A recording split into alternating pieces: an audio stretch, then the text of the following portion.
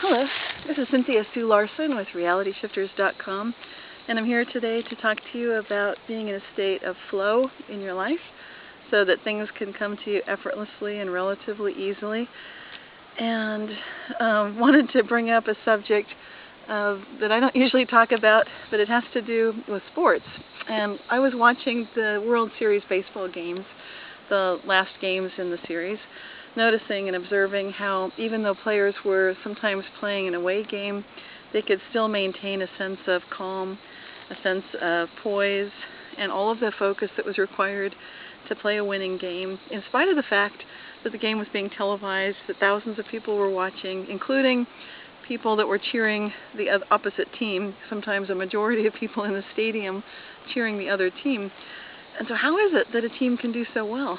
And what I really got to looking at, in addition to the fact that these are very powerful, very proficient, very well-practiced players, and sometimes very lucky, in addition to all of that, they really had a sense of really accepting themselves for who they are and working with their own set of both strengths and weaknesses, the whole gambit. So instead of just feeling like they're not going to be their best unless they fit a certain profile, the winning team was actually self-proclaimed misfits, with one of the pitchers known as the Freak. And I think just looking at that and realizing, wow, a team of self-proclaimed misfits with someone that's on the team calling himself a freak, not because he called himself that originally, but the point is, he was okay with that, just accepting it like, yeah, sure. That gives us a sense of how it's possible for each of us to accept everything that we are, right where we are, so that no matter how old, what gender, how poor, how well off, how not so well off, how kindly fate has smiled on us or how it has not smiled on us very kindly at all, regardless of any of that, every single one of us has an opportunity to just accept ourselves right now for right where we are with all of that. Instead of judging, instead of feeling like there's something that could be better than it is. And when we work from that place, we are very empowered, and we have the ability to play a winning game in life, not just on the baseball field, but anywhere.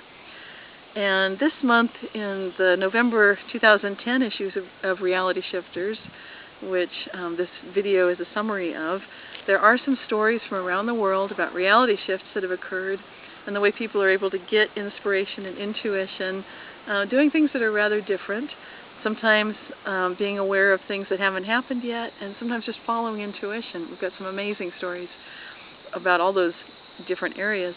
I've also got a book review for a book called The Conscious Parent, and this book is based on the same concept that we're talking about this month.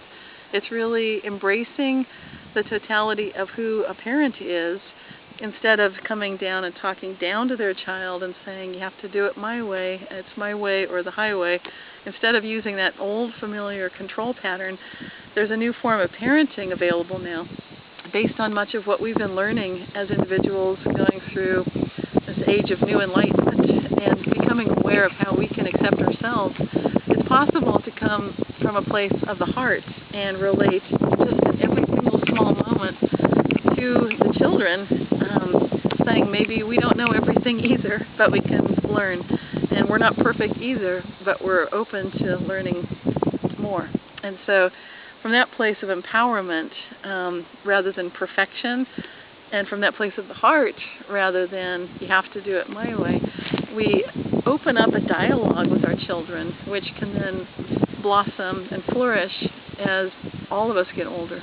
So that's a very hopeful thing for a lot of parents that are feeling at the end of their rope and are willing to look a little bit deeper about ways to get some true communication.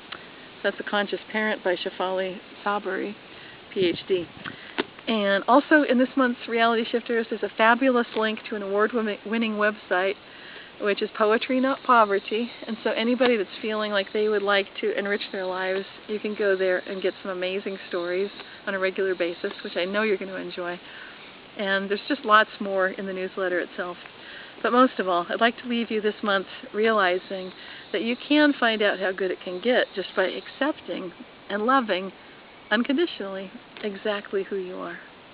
So until next time, hope you keep asking how good can it get. Look forward to talking to you soon. Thanks a lot. This is Cynthia Sue Larson of realityshifters.com.